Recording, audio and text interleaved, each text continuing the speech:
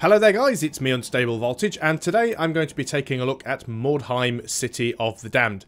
Now this game is currently in early access, it is available on Steam. It's not feature complete at the moment, so there's quite a lot of aspects to the game that I won't be able to show you in this video, and I'm not going to be too critical of it because obviously it isn't finished yet. However, the developers, a Canadian company by the name of Rogue Factor, were gracious enough to give me a key so I could bring this video to you. So I'm basically going to have a look at the game and show you guys what it's about, and it might be something that you're interested in and something for you to keep an eye on. So for those of you who don't know, Mordheim City of the Damned is based on a tabletop game called Mordheim, which came out in 1999. It was produced by Games Workshop, and it was part of the Warhammer series, or the Warhammer franchise. Now, unlike most of the Warhammer games, where you take control of an entire army, Mordheim centred around these small groups of units called Warbands. And essentially, it was a skirmish game where you pitted a small group of warriors against each other. So we're going to go in and have a look at the PC version of this. I'm not going to bother showing you guys the options because at the moment, this is a Unity game, and even for a Unity engine game, it still looks very, very good. But it's currently using the default Unity launcher and the video options from there, so there isn't really much to go into at the moment. There is a tutorial. There's a series of short tutorials which get you to grips with the game. It's quite straightforward, but we'll go and have a look.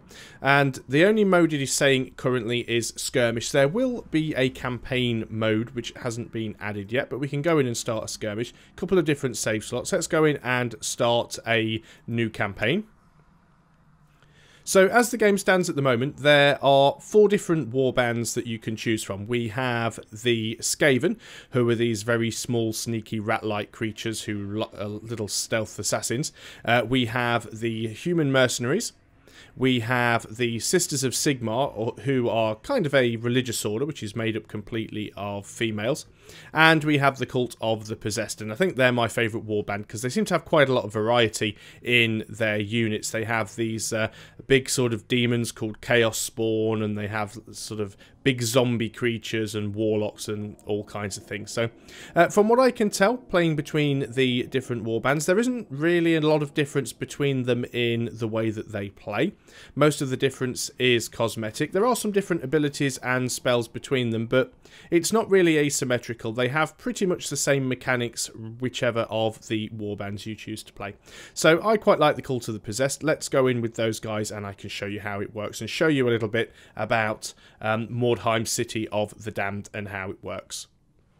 So here we are at the hideout for our warband. Now as you can see, a lot of the stuff hasn't been added yet. The campaign is coming soon, player progression is coming soon, because there is actually an RPG element to the game where you can level up your warband as you go through. So the only options we really have at the moment is to do a skirmish, which is just a sort of a one-off single or multiplayer game, because both are supported. We can also go into our warband management. And you can see what we have here. We have a number of different people and creatures that make up our warband. This guy at the front here, Herrick, he is the leader. As you can tell on the upper left-hand corner, it says he's a leader, and he is a magister, which is his class. And then in the front row there, we've got Witold, who is one of our hero units, and he is a possessed. We've also got Borka, who is another hero unit, and he is a Marauder class. And we also have this guy, Dax. Now, he is an Impressive, which are very fearsome units on the battlefield, and they can actually cause your opponents to break and run in fear, and he is a Chaos Spawn. And then along the back here, we have 5 different henchmen of various types. We've got a couple of Dark Souls, and we have 3 Brethren there as well. Also on the very back row, we have a few substitutes that we can swap in and out, but the front 9 are the main ones that we take in whenever we go into a skirmish. And we can swap them around. If we click on any of them, we can go into their individual screen. We can see a list of their statistics. They do have weapons and item slots where things can be equipped. Obviously, more of these slots become unlocked as you progress and level up your characters, which we can't really do because we don't really have the campaign mode. Although, there are a choice of weapons that are already added into the game, just some basic stuff so that you can do a little bit of customization. You can also do things such as customizing the skills. There are both active skills and passive skills, but again, that is something that is much more suited to the campaign and the progression side of things. So what we're going to do, we'll go back to camp, we'll go in and we will start a skirmish. So we do have the option of multiplayer or single player. What we're going to do is we're going to create our own game here. It's offline, so obviously I'm going to be playing single player against bots, so I'll just give it a random name. And that will create a game for me. So it looks like we're going to be going up against the sisters here. Now, I've got the map selection on random. There are actually 4 maps available at the moment. Now, even though there are 4 maps, it's actually all part of the same city. As the name suggests, Mordheim, City of the Damned. Mordheim is the actual name of the city where the game takes place, and a big comet has hit the city and fractured a gem called the Weirdstone, which is now spread all over the city. And your warband is basically tasked with going in and you're scavenging. You're looking for weapons, you're looking for equipment, but you're also looking for pieces of this Weirdstone. Now, the city itself is actually quite huge, so the fact that it is split down into smaller maps, first of all, it gives you a bit of map variety, but it also means that you start closer together. If they ran the whole thing as one giant city, I'm not sure how that would be even feasible performance-wise, but if they ran the entire thing as one giant city and one giant map, you'd probably really struggle to hunt your opponents down. But by splitting it up into these smaller sections, it makes it a little easier to actually get into a few fights. Going to leave everything else on random, leaving it on random map, and we will just go in and launch the mission. So here we go. As the game loads in, we actually get a little bird's eye view and a flyby around the city. We get to see a little bit of the layout and where some of the units are before the camera eventually pulls back to our starting position. So what is Mordheim, City of the Damned? Well, essentially it is a turn-based tactical skirmish game. It's quite similar to the combat that you would find in things like XCOM, Age of Wonders, Might and Magic, things like Blackguards or Blackguards if you prefer. There are some noticeable differences. First of all, you don't actually have it where one player moves all of their pieces, hits end turn, and then the other player moves all of their pieces and hits end turn. Everyone's units have an initiative order, so sometimes the turns swap between players, quite like the way that the combat in Blackguards or in Divinity Original Sin works. Also, we're not confined to a grid. We can actually run around freely. Now, there is a limit to the distance that we can move, which is highlighted by the blue circle around the floor, which starts from our starting point, which is this little blue dot over here. And every time I cross over the blue line, if you actually look down in the bottom left-hand corner, you will see that there are 4 blue dots. If I'm on my original starting point, we have 4 blue dots, and those blue dots are my strategic points. So those are used for anything positional, such as moving or reloading weapons, climbing up and down, things like that. Also adopting certain defensive stances like the dodge stance or the parry stance. If I move to the edge of the line, I've already used up one of my strategic points. If I move beyond the line, it will use a second point. If I move beyond the line again, it will use a third point. It won't actually count until I confirm the move. So what I could do if I wanted to is I could actually backtrack and walk over all of my points, go right back to my starting point, and it hasn't actually cost me anything. So you can actually use that to scout out, but there is no grid. You do have free movement. Now, the game is very simple to control. In fact, it can actually be controlled with a controller, although it works just fine with mouse and keyboard. There aren't many keys that you need to use. WAS and D will move your units around, using the mouse just to look around with the camera. Those are replicated by left stick and right stick respectively on the controllers. I can use the Q and E keys to cycle through the context sensitive actions that I can perform, which you can see in the bottom middle of the screen, and that can be done with the D-pad on the controller. If I also hit the space bar, I can actually bring up the actions wheel, so this will allow you to see all of the different actions I can take under the active skills, the passive skills. I can see my spells, any stances. I can get into my backpack if I have any items in there. So that's all accessed from the spacebar. I've also got the objectives which I can bring up. So as you can see, our main objective is to make the enemy warband rout or put them all out of action. And there are also a couple of secondary objectives here. We can either search 9 of the search points. If we get all 9 search points investigated, it will allow us to win. And there are also 19 Weirdstones on the map that we can try and find. A couple of other useful little pieces of information. If we press the shift button, it will bring up information about our currently selected unit. It will tell us what sort of skills and abilities we have, as well as buffs and debuffs. So as you can see, we are fearless, which is a buff, which means we have immunity to terror, fear, and the all alone penalty. We're a large target, which is a debuff, which means we have minus 10% resistance to ranged attacks. Obviously, we're big and we're very easy to hit. And we are also an impressive target, which is a buff, so we are immune to tiring effects. We also have the Alt key, which is very, very useful in this game because it gives us an overhead view of the arena, of the actual city itself. Now, what you'll see on this map is the white icons, which are indicating my units that are dotted around the map. You'll also see these little treasure chests with the question marks on them, which are things that we can go and loot. You can see over here there is a cart. Now that is our cart, and that is where you can basically go and stash your loot. You can also say a prayer at your cart, which will give your warband a temporary buff. And you can also see on the map there are a couple of red icons, like this one down here. There's a red hammer just there. There's also a few red hammers over here and another cart. Now that cart belongs to the sisters, so the enemy's cart is there as well. And the main reason that we can only see a few of the enemies on the map is because we don't have line of sight. And line of sight is a very, very important part of this game. And that is the main reason why having it in the third person view is such an amazing thing, because you can actually rely on line of sight. So I know that this guy is down here in this building, and I know that my enemy is approximately over here to the north. The game could use a little bit of a compass in this mode because it's quite easy to get turned around, but we're going to take our chaos spawn and we are going to move him out to where we suspect our enemy to be. So we are walking towards our own cart. You can see that our friendly units actually have these little green circles around them. These green circles actually represent their zone of control, and you can walk through a friendly unit's zone of control, but you can't stop within it to perform an action. So it just means that you can't group all of your units up too closely together. So we're going to move here. This is as far as we can go. We have run out of strategic points now. I do have all of my offensive points left, which are the little red skulls, and they allow you to do things such as attacking and also getting into certain stances. Like, for example, the option I have at the moment is an ambush stance, and I'll just confirm that. Putting myself in ambush stance is pretty much the same as an Overwatch, although Overwatch is for ranged and ambush is for melee. If someone gets close enough to me, I will basically get a free attack on them. Now, we can see some of the enemy units moving around, but we can only see them moving when we have line of sight with them. So we've got Witold here, who is one of our hero units.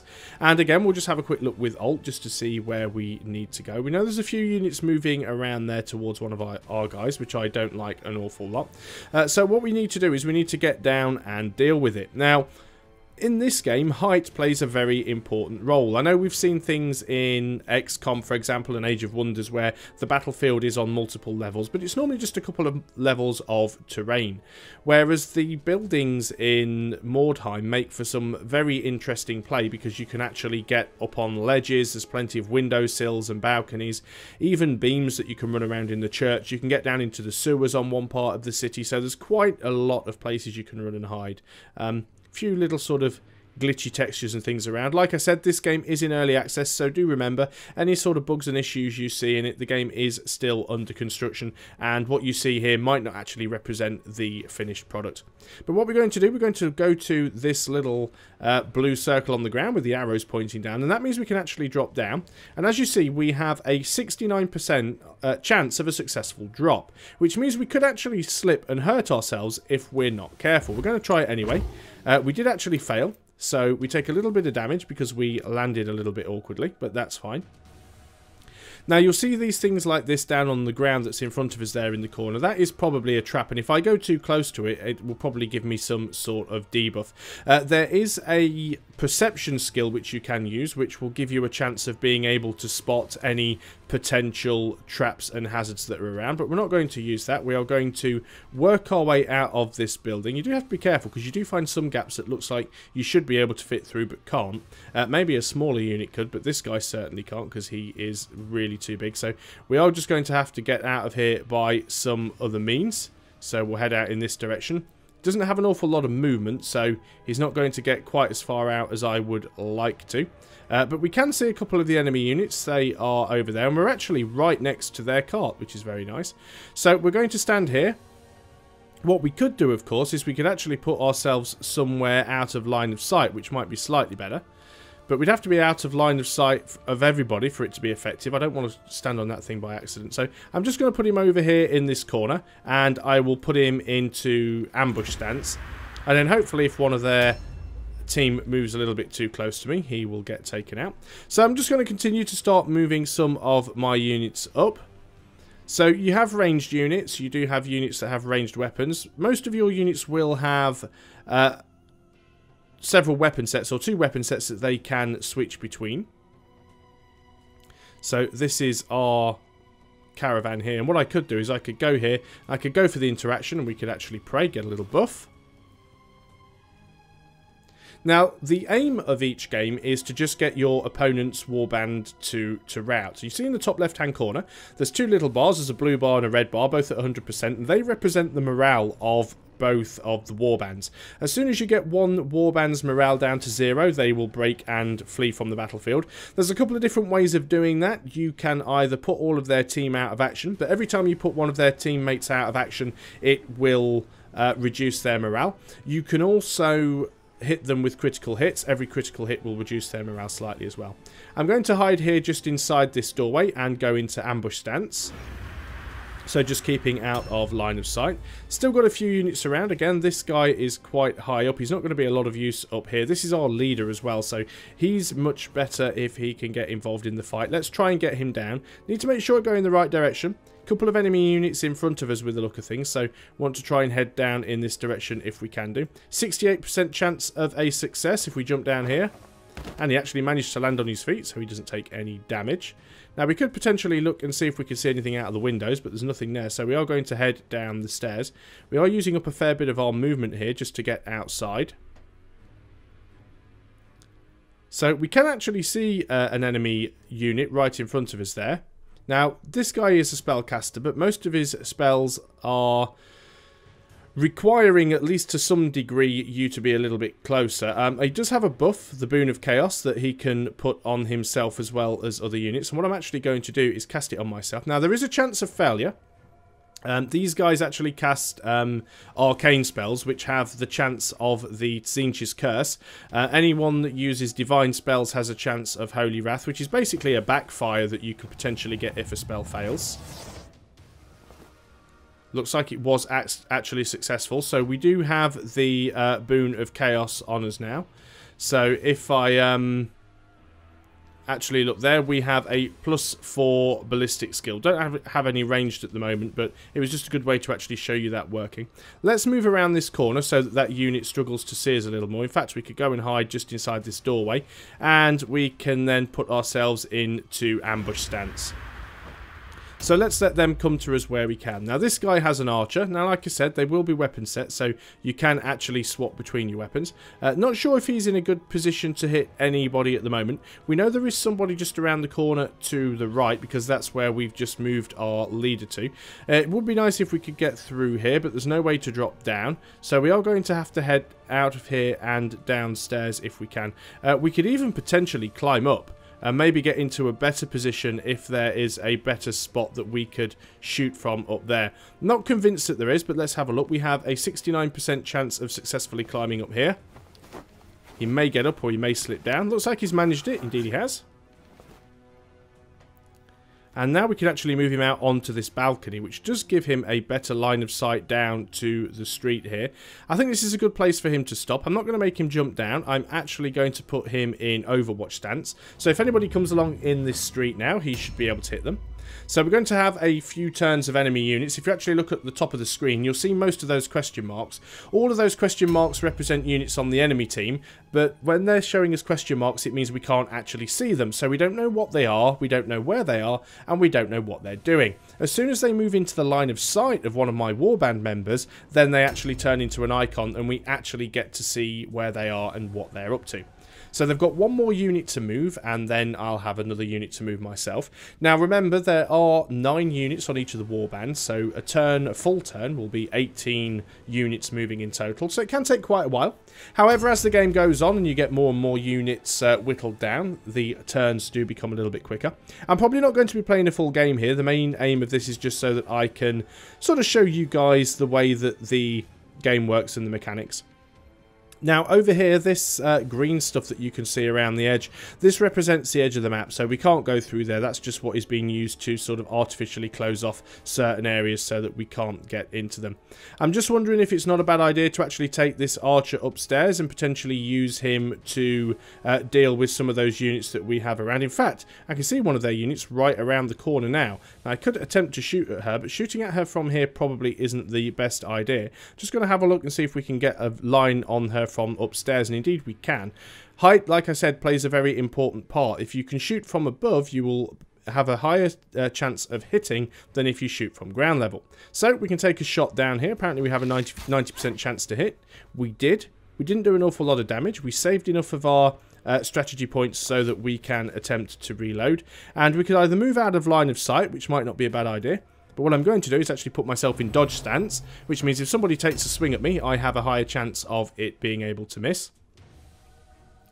So there's a few units moving around, and like I said, the line of sight thing does work quite nicely. There is a little bit of issue at the moment with the camera sort of going in derpy places and clipping through walls and stuff, but like I said, once again, it is in very early access, so a lot of these dents will be beaten out before the game launches. I very much want to come back to this game further on in its development, closer to completion, when it is more sort of polished and has most of the features put in, and we'll come back and have a look then. But I've actually been enjoying playing this game over the weekend, and I just really wanted you guys to see it, because it might be something that you want to keep your eye on. Now, I'm generally always very cautious in recommending anyone to go out and purchase an early access game, unless it is a game, and there you go, we get the Overwatch shot because someone moved into our line of sight. Unless it's an early access game that you have a lot of confidence in, or it's very close to being finished, or you just don't mind taking the risk, that is fine. There we go, somebody else moved into our ambush range and we got a free swing. She does get to counter-attack, of course, but she missed there. Now, this game is in such a very, very, very early state. I'm not going to recommend that anybody go out and buy it. However, if it is something that interests you, I'd certainly keep my eye on it, because I think it has a lot of potential. And if you like these sort of turn-based skirmish games, then I think it is going to be something that you really enjoy. But it's definitely one to bookmark and keep your eye on it. So my Chaos Spawn is currently engaged to this character here. He can't actually move or do anything. She's just taken an attack. It's not actually my turn. But I do have the option to counter-attack because I have some of my offense points left. It's going to cost me 2 of those points, and I'll have a 66% chance to hit. So let's take the shot. We do actually manage to get a hit, which is quite nice. She has some left herself, so she's going to do another counter-attack. She doesn't have any offense points left, so she can't counter-attack again. I have one more swing left in me, so let's go ahead and do that. Now, there are various mechanics that do affect units if you have multiple units standing together. So, for example, if I take this guy and I go and move him and stand her a bit closer to these. Now, you can see, remember, the green circle is my zone of control for this guy. So if I get in this circle, I can't do anything because it's within his zone of control. However, if let's just move back up to this point and reset it. If I move into the red circle, which is the enemy's zone of control, I instantly become engaged to the enemy. Now, when you're engaged to the enemy, there's a couple of options that you can do on your next turn. One of which is to flee, where you use some of your strategic points to run away. However, if you flee, there is every chance that they will get a free hit against you. The other option is to disengage. It's a little more costly because it uses some of your offense points, but a successful disengage means you can run away without giving them a free hit. Now, certain units are affected by something called the all alone mechanic, which is if you have one unit who is in the zone of control of 2 enemy units, like she is there, that on her turn she will have to roll for the all alone debuff, and if she fails, she will actually take a little bit of a penalty. So let's just try and hit her anyway. We've got a big axe. We'll take a nice swing with that. Might do a bit of damage. We actually missed. Now, we can actually take another swing. Now, this one will cost us 3 offense points, whereas the first swing only cost us 2 offense points. And that's because this is a very heavy two-handed weapon. And, of course, when you swing it, it makes your arms quite tired, so you have to use a little bit more energy to swing it the second time around.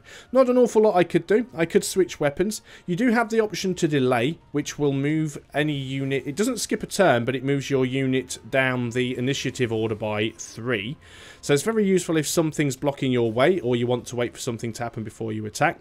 But I'm going to use my dodge stance. It only has a 15% chance of success, but it might actually be a little bit of help. So again, we've got some hidden movement going on. We can tell that that was actually a failure. So somebody tried to jump down and failed and took a little bit of damage. That's actually their leader, so somebody can see them. Also looks like they've just ran through something nasty and given themselves a little bit of a debuff. Now these guys are actually sort of quite strong. We're upstairs as well. We see we've got that person down below us that we were just attacking a moment ago. And we need to be able to find a way down. You will see on the floor as well, there are also these little white markers. You can see there's a little Hessian sack next to it. Those white markers and Hessian sacks represent things that can be looted. I'm not too bothered about trying to loot things at the moment, simply because I'm sort of going for speed more than anything. So we can maneuver into the space behind this person here. Now, as you can see, it would be very, very difficult to actually get a 4th friendly unit into position, because if you actually consider my zone of control on this character, then we are completely surrounding her. So we can go and take a swing at her with our big sword. We actually missed, which was unfortunate, because we did have quite a high chance to hit. We are going to go ahead and put our dodge stance on. Now, this is one of the things that you will find can happen quite a bit, is sometimes you will have a lot of units that are just standing there taking repeated swings at each other for quite a length of time, waiting for something to hit, and you do play a bit of a game of tit for tat, waiting for someone to actually land a solid hit. It doesn't always work as well as you would like. We need to get this guy down, because he's not really going to be any use at all up here. We can try and jump down. Only a 38% chance of success. It is a very long drop, and he does actually fail. He lands on his back, so he'll have taken a little bit of damage there. So we haven't actually managed to do any morale damage yet, simply because we haven't been able to get a critical hit, nor have we been able to eliminate somebody from combat. We haven't been able to put them out of action. Now, there is one of their units over there. I'm not sure we can actually get close enough to attack. As you can see, we're actually slightly out of range. We can't get in there. Some of your characters will have the option to charge. We don't have that option here, so we can't actually charge, which is a little bit unfortunate. So we're just going to hide around the corner, and we'll just go into ambush stance, and if she comes out, we may be able to hit her. And now we're on to the second round, so we get to have another go with our Chaos Spawn here, and we can take a few more hits. Still haven't managed to get that much needed crit in there yet. One more hit on this woman, and she is probably going to go down. You can see her health in the bottom right hand corner there. She's very low. Did manage to miss again, so as you can see, 3 hits, each with a 66% chance to hit, and only one of them hit. So sometimes these turns can actually go on for quite a length of time. Exactly what I wanted to happen. She actually ran out, and she took a crit as well. She did get to counter-attack, but she did hardly any damage. She gets a couple of free attacks because it is her turn, of course. It looks like she's using her dodge stance now.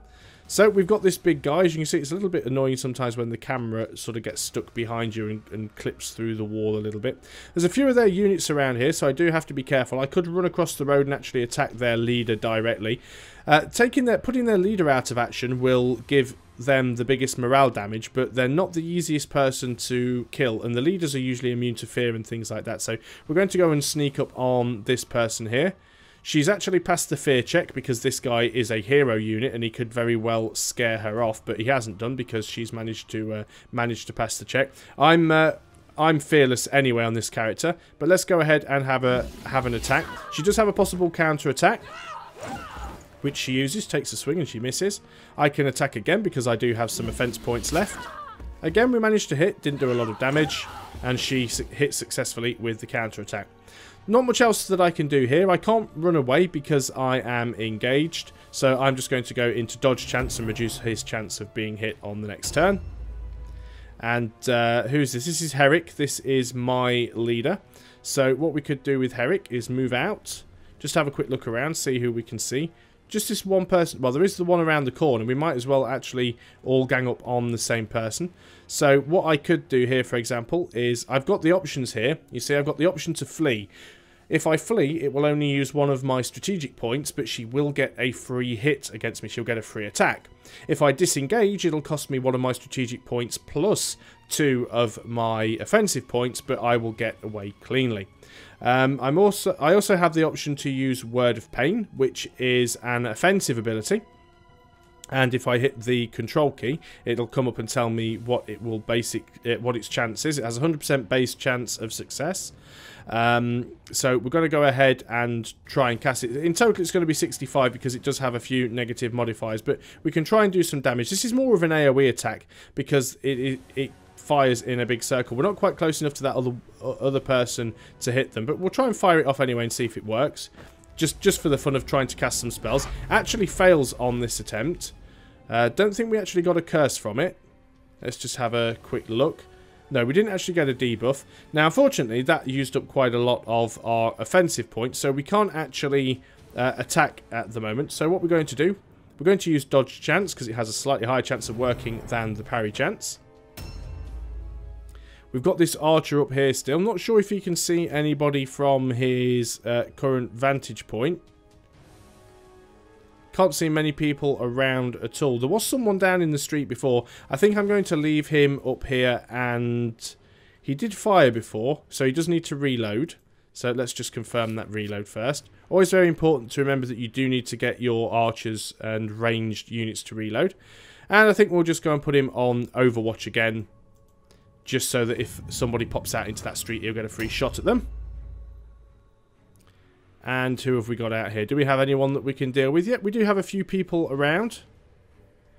Again, we could go out here. Now, this is what I was saying before. It would be very difficult for me to actually engage this enemy with a fourth person, because even though I can stand in the red circle, which is her zone of control, I can't stand in the red circle and not be in the green circle. So it's pretty difficult to get more than 3 people around a single unit. So that is obviously an intentional mechanic, so you can't gang up on people too much. So instead, what we're going to do is we are going to reset our movement. We're going to go over here and we'll have a bit of a bash at this one here.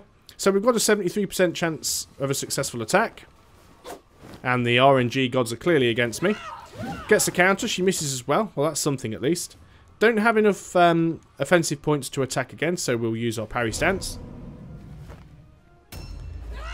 And I'm about to wrap this video up because, like I said, I don't think we're really going to have time to go on for a full round. But I think what I've shown you is certainly enough to show you the way that the actual combat system works. Now, bear in mind, it is much more melee-orientated than you would get with something like XCOM or Age of Wonders, which are very much ranged and spellcasting-orientated. And like I said before, I'm not going to go out and recommend anyone rushes out and buys a game in early access, especially a game that is still in a very early and unfinished state. But that's no reason not to add it to your watch list. Keep your eye on it, keep track of the development, because I think that the game does have a lot of potential, and I'm certainly looking forward to seeing a more completed version of it. Do we actually have an arrow in there? Yes, we do. We can fire a shot. If we've managed to hit, we can also reload. We could have spent a few more points and took an aimed shot, but we managed to hit anyway. We'll just see if we can finish this round before we come to a conclusion on Mordheim, City of the Damned. As I said, I hadn't really intended for this video to be some sort of review, because I don't think that's fair to a game that isn't finished yet, because obviously there are going to be things that aren't balanced and things that are incomplete and things that don't work properly.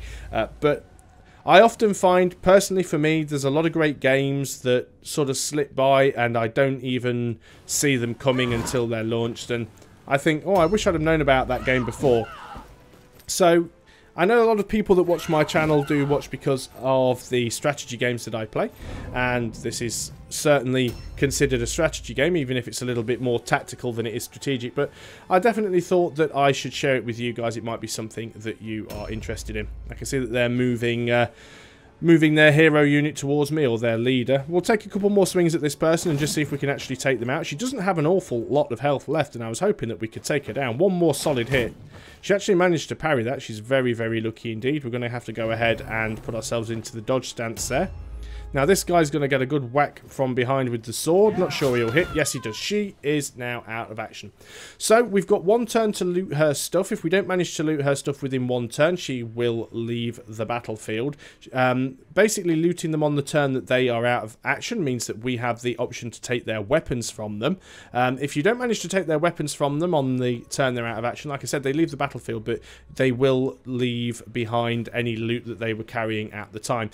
So now we're not actually engaged in combat anymore, so it means we can now move around freely, and we can go and position ourselves next to an ally so that we can go over here and gang up on one of the enemy. Let's see if we can go ahead and take another swing or two. There we go. We got a crit and out of action. So we've managed to get the enemy team down to 75% of their morale. And once again, this puts me in a position where I can sort of move towards the enemy. We know that the enemy leader is over here. We can go ahead and engage her. I don't have enough to do an attack, but just going over there and engaging her in combat means that she is not going to be able to run away unless she spends some points to do so. And of course we could also move our Chaos Spawn over here. She's going to do a terror check. She's actually failed the terror check because of our Chaos Spawn. So she's now going to take a penalty. Didn't stop her from dodging though, so it didn't help us all that much. There again, we get another critical hit. We should get one more attack. If that had been a crit, she would have been down for the count, but she has managed to survive.